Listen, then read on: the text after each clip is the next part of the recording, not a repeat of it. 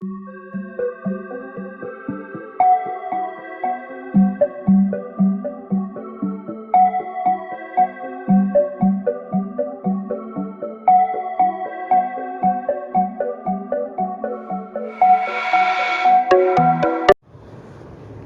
morning students. My new video has came on the topic named grinders. इस video में मैंने grinder के कुछ टाइप्स एक्सप्लेन किए हैं। Hammer mills, impactors, rolling compression mills and attrition mills.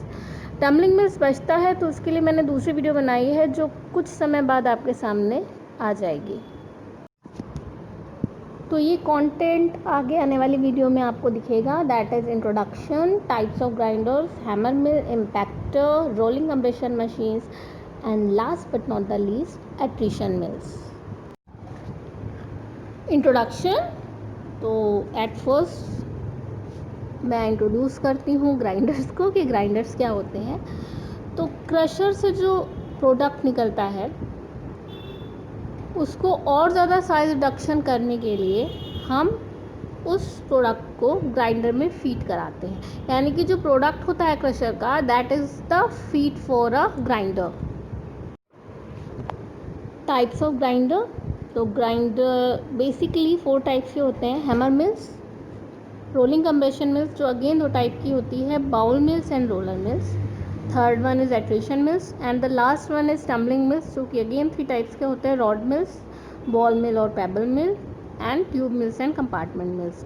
Tumbling mills अलग से ही काफ़ी वास्ट है तो इसलिए उसके लिए मैंने अलग से एक वीडियो बनाई है।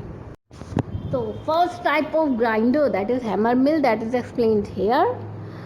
तो जैसा कि आप फिगर में देख सकते हैं, बीच में एक सर्कल शेप है, that is high speed rotor that rotates continuously. तो hammer mill contains high speed rotor. जो फीड है that is dropped into the top of casing, जैसा कि आप देख सकते हैं, मैंने फिगर में भी इंडिकेट किया है फीड इंट्रोड्यूसिंग। तो the feed is introduced into the top of casing and it falls out through the bottom opening. After the processing, after the size reduction, the product falls out through the bottom opening. अच्छा, rotor disc में कुछ sets of swing hammer पिंड होते हैं जिनके through particles break होते हैं। यानी कि जो हैमर है वो स्ट्रक करते हैं पार्टिकल्स को। अच्छा, स्ट्रक करते हैं तो मतलब इम्पैक्ट हुआ वहाँ पे, तो जो हैमर्स हैं वो स्ट्रक करते हैं पार्टिकल को और पार्टिकल जो है वो ब्रेक हो जाते हैं। एक बार अगर पार्टिकल केसिंग में एंटर हो गया तो वो बिना ब्रेक हुए नहीं निकलेगा। मतलब एक बार अगर पार्टिकल ने एंटर कर दिया केसिंग में तो हैमर तो उसे स्ट्रक करेगी ही करेगी। एक बार हैमर ने स्ट्रक कर दिया तो पीसेस में शैटर हो जाता है, बिखर जाता है पीसेस में। And after that it fly against stationary anvil plate. आप ऊपर की साइड देख सकते हैं एक एनवल प्लेट है, तो उसके अगेंस्ट फ्लाई करते हैं, यानी कि उसके थ्रू मूवमेंट करते हैं और छोटे पीसेस में ब्रेक हो जाते हैं। इस तरह से जब तक वो रिक्वायर्ड साइज में ब्रेक नहीं होते तब तक ये प्रोसेस कंटिन्यू रहता है। फाइनली वो एक पाउडर की फॉर्म में आ जाते हैं हैमर्स के थ्रू और पुश किए जाते हैं through the great or screen that covers the discharge opening. जो डिस्चार्ज ओपनिंग है उससे पहले कोई स्क्रीन होती है जिसके थ्रू जो प्रोडक्ट है वो छनता है कि जिस साइज़ का हमें चाहिए और हमें प्रोडक्ट डिस्चार्ज ओपनिंग के थ्रू नीचे से मिल जाता है। तो हैमर मिल्स में क्या वर्किंग प्रिंसिपल होता है? एक तो हो गया क्या, इम्पैक्ट, क्योंकि हैमर स्ट्रक कर रही हैं पार्टिकल्स को, और दूसरा इसमें रबिंग एक्शन होता है। कैसे होता है? सबसे पहले क्या होता है, जो पार्टिकल है उनको स्ट्रक करती है हैमर और वो शैटर हो जाता है पीसेस में। उसके बाद they fly against stationary anvil plate and break into more small pieces. Okay, after that they are rubbed into powder by hammers. जो हैमर्स हैं उनके थ्रू ये रब किए जाते हैं इनटू पाउडर फॉर्म। तो इसमें 2 एक्शन होते हैं, 2 वर्किंग प्रिंसिपल होते हैं। One is impact and the second one is rubbing, और रबिंग को हम एट्रिशन भी कहते हैं।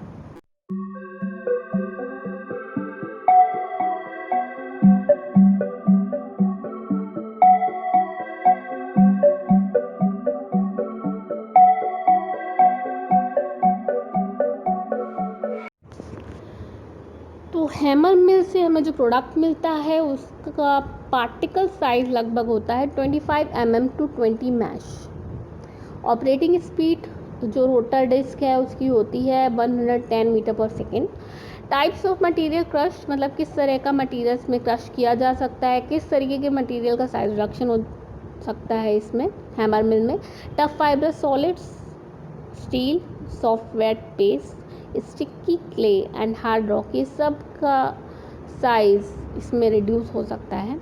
Capacity depends on the type of material to be crushed, कितना हार्ड है मटेरियल या कितना सॉफ्ट है मटेरियल, इस पे डिपेंड करती है capacity of the hammer mill.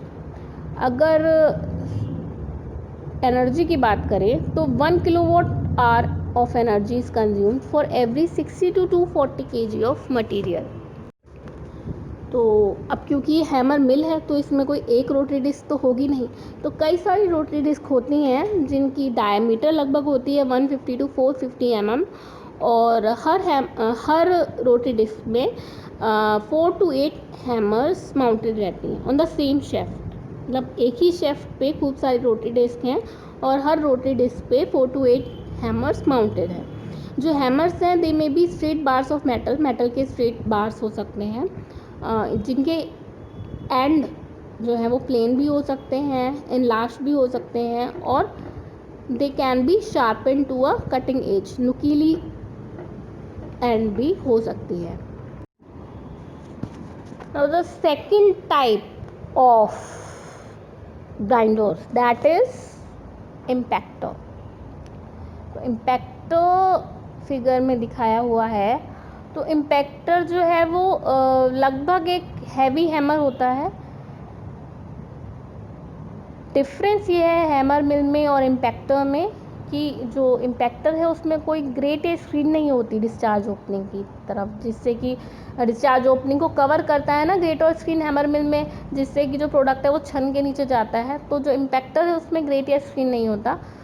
Rotor same होता है हैमर मिल में।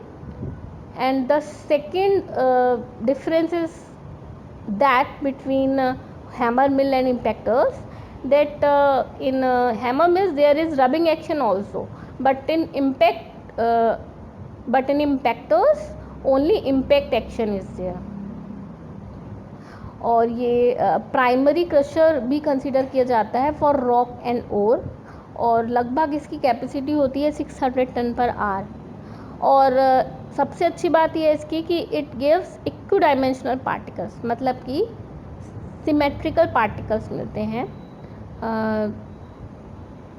It gives equidimensional particles then slab shape particles which are given by jaw और जायरेटरी क्रशर। जो जॉ और जायरेटरी क्रशर से हमें जो पार्टिकल्स मिलते हैं वो सिमेट्रिकल नहीं होते, स्लैब टाइप के होते हैं, कहीं से बड़े कहीं से छोटे। बट जो इम्पैक्टर से हमें जो पार्टिकल्स मिलते हैं वो इक्वी डायमेंशनल होते हैं। बाकी आप फिगर में देख सकते हैं कि इम्पैक्टर्स में सेम वही है, फीड ऊपर से इंट्रोड्यूस हो रही है, नीचे से डिस्चार्ज से फॉल आउट हो रही है। डिफरेंस ये है कि इसमें कोई ग्रेट या स्क्रीन नहीं है, और इसमें पाइवोटेड बीटर है। बीटर जो बीट करता है पार्टिकल्स को उनके साइज रिडक्शन के लिए, और जब उनका साइज रिडक्शन होता है वो स्मॉल पीसेस में हो जाते हैं, उसके बाद दे फ्लाई अगेंस्ट एनविल्स, जो कि 2 एनविल्स साइड में दे रखे हैं। बाकी सेम प्रोसेस होता है। Difference is that first one is there is no grate or screen, and the second one is कि इसमें सिर्फ इम्पैक्ट होता है बीटर्स के थ्रू, इसमें रबिंग एक्शन नहीं होता।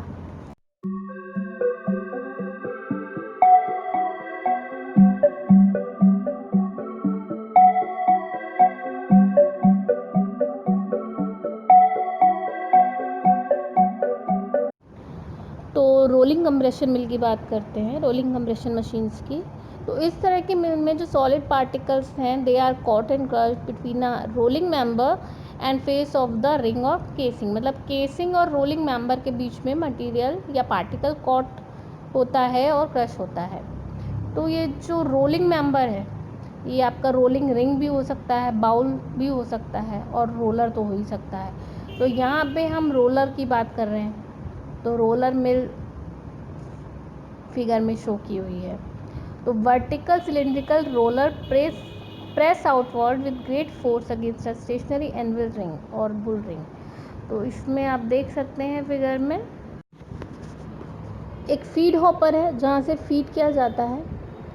और इसके अलावा जो मेन काम है इसमें, वो बीच में आपको ग्राइंडिंग रोलर दिख रहा होगा गोल गोल सा, और उसके चारों तरफ जो है एक ग्राइंडिंग रिंग है उसके किनारे की तरफ। तो मेन काम इसी का है। जो ग्राइंडिंग रोलर है वो नीचे की तरफ प्रेशर लगाता है जो भी पार्टिकल वहाँ आते हैं फीड के थ्रू, और प्रेस होने से जो पार्टिकल है उनका साइज रिडक्शन हो जाता है। काफ़ी ग्रेट फोर्स लगाता है against a stationary anvil ring या बुल रिंग या फिर ग्राइंडिंग रिंग जो इसमें दे रखा है फिगर में। और उसके बाद जब फोर्स लग जाता है और पार्टिकल का साइज रिड्यूस हो जाता है, प्लोज आते हैं। प्लोज का यूज़ होता है। प्लोज क्या होता है, जैसे गाँव में पहले ज़माने में बैल और घोड़े के आगे लगा देते थे नहीं, सामान उठाने के लिए या फिर मिट्टी को और खोदने के लिए आगे की तरफ। तो पहले वो बैल और घोड़ों में लगे होते थे, आजकल वो ट्रैक्टर में आते हैं। तो जो प्लोज हैं they lift the solid lumps from the floor and direct them between roll and ring. वो उठा के जो बड़े सॉलिड लम्प्स हैं उनको उठा के फिर उसे फीड हॉपर से डाल देती है और फिर से वो रोल एंड रिंग के बीच में आ जाता है। तो मेन जो वर्क है इसमें वो 3 चीज़ों का है। एक तो रोलर या फिर जो भी आपका रोलिंग मेंबर होगा, सेकंड रिंग का जो ग्राइंडिंग रिंग या फिर एनविल रिंग या फिर बुल रिंग है, एंड द थर्ड इज़ प्लोज। प्लोज क्या करते हैं, वो मटेरियल को उठा के उससे बार बार डायरेक्ट करते हैं फीड में।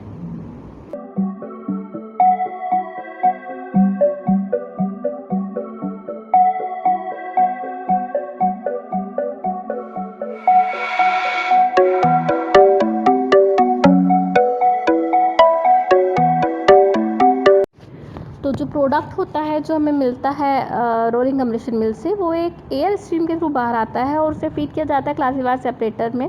क्लासीफायर सेपरेटर में पहले वीडियो बना चुकी हूँ सेडिमेंटेशन में। तो क्लासीफायर सेपरेटर में क्या होता है, क्लासिफिकेशन होता है, सेपरेशन होता है पार्टिकल्स का on the base of size of the particles. तो एक तरह की पार्टिकल साइज, जिनका एक तरह का साइज़ होता है वो पार्टिकल अलग हो जाते हैं, उससे ज़्यादा जिनका साइज़ होता है या कम होता है वो अलग हो जाते हैं। तो जब क्लासीफायर सेपरेटर में फीड होता है प्रोडक्ट, तो ओवर साइज पार्टिकल दोबारा मिल्क को रिटर्न हो जाते हैं for further size reduction. The rollers rotate on the stationary axis which may be vertical और हॉरिजॉन्टल। रोलर सीधे सीधे स्टेशनरी एक्सिस पे रोटेट करते हैं, वर्टिकली भी कर सकते हैं और हॉरिजॉन्टल भी कर सकते हैं। किस तरह का मटेरियल इसमें यूज़ होता है ग्राइंड करने के लिए, limestone, cement clinker, coal etcetera etcetera. इसकी कैपेसिटी जो है वो 500 टन पर आवर है। End product size may be as fine as 99% pass through a 200 mesh screen. इसका प्रोडक्ट साइज इतना फाइन होता है कि जो भी हमें प्रोडक्ट मिलता है इससे उसका लगभग 99% पार्टिकल्स 200 मैश स्क्रीन के थ्रू पास कर सकता है। 200 मैश स्क्रीन का मतलब हुआ क्या, 74 माइक्रोन। तो अब fourth type of grinder that is attrition mill, that is explained here. तो जैसा कि आप फिगर में देख सकते हैं, इसमें रोटेटिंग डिस्क होती है। राइट साइड में आपको रोटेटिंग डिस्क दिख रहा है, ये सर्कुलर होती है। जिसका जो फेसेस होते हैं वो ग्रूव्ड और फ्लैट फेसेस होते हैं, यानी कि ग्रूव्ड का मतलब होता है अंडाकार और फ्लैट फेस होते हैं सर्कुलर डिस्क के। 2 डिस्क होती हैं और जो सॉफ्ट सॉलिड के पार्टिकल हैं वो इन डिस्क के बीच में रब होते हैं, यानी कि इसमें एट्रिशन का एक्शन होता है। जो डिस्क है वो रोटेट करती हैं और एक्सिस यूजुअली तो हॉरिजॉन्टल होता है, समटाइम्स वर्टिकल भी होता है। फीड कैसे एंटर होता है इसमें, जो फीड है वो दोनों में से किसी भी एक डिस्क में हब के थ्रू फीड एंटर करती है, किसी भी एक डिस्क के थ्रू, और बाहर निकलती है through a narrow gap between the disc. जो डिस्क हैं दोनों के बीच में एक छोटा सा गैप होता है जिसके थ्रू जो पार्टिकल हैं वो निकलते हैं, प्रोसेस होते हैं, रब होते हैं। ये जो विड्थ है गैप की, यानी कि जो गैप है उसकी जो विड्थ है वो एडजस्ट की जा सकती है विद इन लिमिट्स। उसमें प्रोसीजर होता है एडजस्ट करने के लिए गैप को। और कोई भी एक डिस्क स्प्रिंग माउंटेड होती है टू अलाउ अनब्रेकेबल मटेरियल। जैसा कि मैंने आपको शायद क्रशर रोल्स में बताया था, स्मूथ रोल क्रशर में, कि दोनों रोलर्स में से कम कोई एक स्प्रिंग माउंटेड होता है, जिससे कि अगर मान लीजिए कोई फॉरेन मटेरियल आ गया पार्टिकल्स में या कुछ अलग से मटेरियल आ गया जो कि ब्रेक नहीं हो सकता, और अगर वो आगे जाता है प्रोसेसिंग में तो जो मशीन है उसको डैमेज हो सकता है, तो उसे बाहर कैसे निकालना है हम, तो इसलिए हम स्प्रिंग माउंटेड रखते हैं एक रोलर या एक इस केस में डिस्क की बात हम करें तो अगर अनब्रेकेबल मटेरियल आता है तो स्प्रिंग के थ्रू हम एक डिस्क को एक साइड खींच देते हैं, जिससे कि जो मटेरियल है वो गैप के थ्रू निकल जाता है।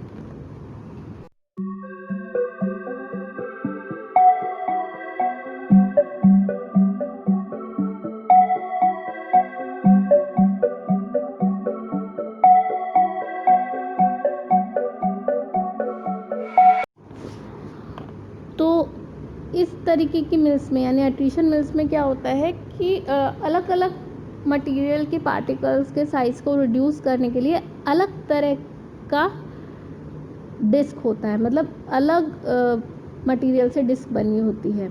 जैसे कि अगर हम बात करें क्ले की और टैल्क की, तो उसके साइज पार्टिकल को रिड्यूस करने के लिए जो डिस्क है वो बनी होती है रॉक इमरी की। रॉक इमरी का मतलब होता है उभरी हुई चट्टान। और अगर हमें वुड, स्टार्च या इंसेक्टिसाइड पाउडर्स या वैक्स का साइज रिड्यूस करना है पार्टिकल्स का, तो जो डिस्क यूज़ होती हैं दे आर मेटल डिस्क जो कि मेटल से बनी हो। Metal disc are usually made up of white iron and in some cases stainless steel for corrosive materials. अगर कोरोसिव मटेरियल है तो स्टेनलेस स्टील की बनी होगी, अदरवाइज वाइट आयरन की बनी होती है मेटल डिस्क। ये जो केस था वो सिंगल रनर मिल का था। अगर हम डबल रनर मिल की बात करें तो they give fine products but process soft solids only. जो डबल रनर मिल्स होती हैं उसमें सिर्फ सॉफ्ट सॉलिड ही प्रोसेस किए जा सकते हैं। अब ये सिंगल रनर मिल क्या होता है और डबल रनर मिल क्या होता है। अब जैसा कि हमने देखा कि इस एट्रीशन मिल्स में दो डिस्क होती हैं, तो अगर हम बात करें सिंगल रनर एट्रीशन मिल की तो उसमें एक डिस्क स्टेशनरी रहती है और दूसरी डिस्क रोटेट करती है कॉन्टीन्यूसली। और अगर हम डबल रनर मिल की बात करें तो उसमें दोनों डिस्क रोटेट करती हैं at high speed and in opposite direction. Product को रिमूव करने के लिए और चोकिंग ना हो डिस्क के बीच, इसके लिए air is drawn through the disc. Air draw होती है डिस्क के थ्रू, जिससे कि प्रोडक्ट रिमूव होता है और चोकिंग नहीं होती। अगर कुछ फंसा हुआ है पार्टिकल तो वो निकल जाता है। More heat is generated which can be removed by spraying water और रेफ्रिजरेटर ब्राइन। अब क्योंकि कॉन्टीन्यूसली वर्किंग हो रही है, कॉन्टीन्यूसली प्रोसेसिंग हो रही है, तो हीट जनरेट होती है जो कि जिसके लिए हमें वाटर स्प्रे करना होता है या फिर रेफ्रिजरेटर किसी रेफ्रिजरेंट का ब्राइन का यूज़ होता है।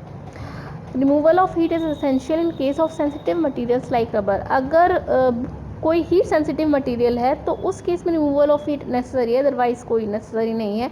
जैसे रबर की अगर हम बात करें तो वो हीट सेंसिटिव है, तो इस केस में हमें रिमूवल ऑफ हीट नेसेसरी हो जाएगा एट्रीशन मिल्स।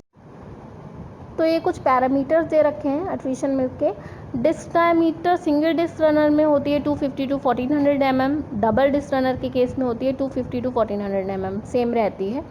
स्पीड की अगर हम बात करें तो सिंगल डिस्क रनर में डिस्क की स्पीड कम होती है और डबल डिस्क रनर में दोनों डिस्क हाई स्पीड पे ऑपोजिट डायरेक्शन में रोटेट करती हैं। तो सिंगल डिस्क रनर में कम होती है स्पीड और डबल डिस्क रनर में ज़्यादा होती है।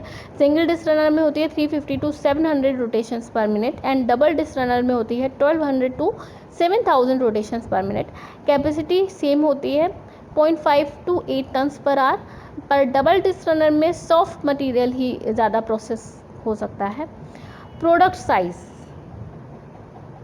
सेम है, सेम पैरामीटर्स हैं। पास थ्रू 200 मैश की स्क्रीन के थ्रू पास कर सकता है 99% ऑफ द प्रोडक्ट।